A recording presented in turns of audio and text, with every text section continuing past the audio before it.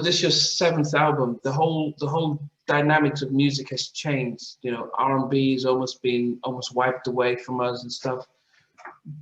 What was your, I mean, from somebody who was, you know, really in the mix of it, you know, in the 90s and early 2000s, which especially the Untouchables doing a lot of work, and then you've seen hip hop being pushed by the labels and stuff.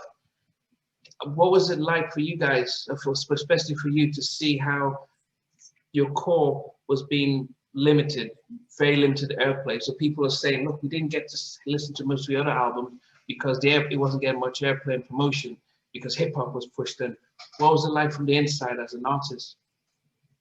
It was horrible. I can remember, you know, again, being on the Face Records, and I seen the shift coming when, you know, when Arista Records shut down and all the artists had to go over to Jive Records, and then L.A. Reid, he went over to Def Jam. I seen a shift then. You know, I knew something was happening. But for me, man, I mean, it really didn't bother me as much as it should have, you know, because by then I had already left New York and I had moved down here to Atlanta, you know, so I can raise my family, you know. So, you know, when those things happen, man, I the way things are now, I really feel like there was an agenda to dumb down the music, you know, because, you know, quite naturally, man, the powers that be, they know that music heals. Music heals the soul. It teaches. And they also know that, well, if we give a few people some money, we can fuck up the whole population if we allow a few people to send the wrong message. Yeah. So now a lot of people are sending the damn wrong message, because I mean, if I'm a young guy and I want to be a songwriter and I see this is what's selling, then that's what I'm gonna start writing. Yeah. You know, I'm not gonna write some, you know, some good stuff. I'm gonna write whatever is selling. You know what I'm saying? So I think that was a decision made by somebody higher up to say, okay, let's get away from this and let's start doing this.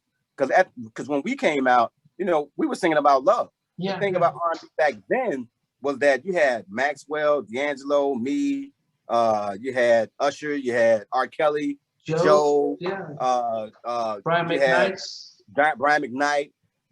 Eric Benet, Chico DeBarge. Yeah. I mean, you had a lot of, you had Carl Thomas, Dave Hollister.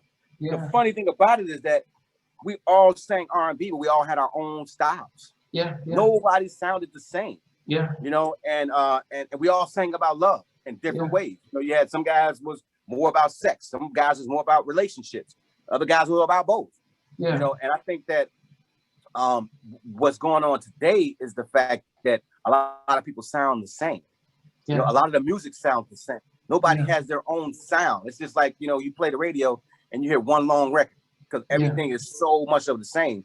And I think back then it was diverse. Yeah. You know, you had a lot of different sounds. And I think that equated to the type of love that we had back then. Yeah. Now it's a little different, you know, and I think that's where we're going. We're getting back to that.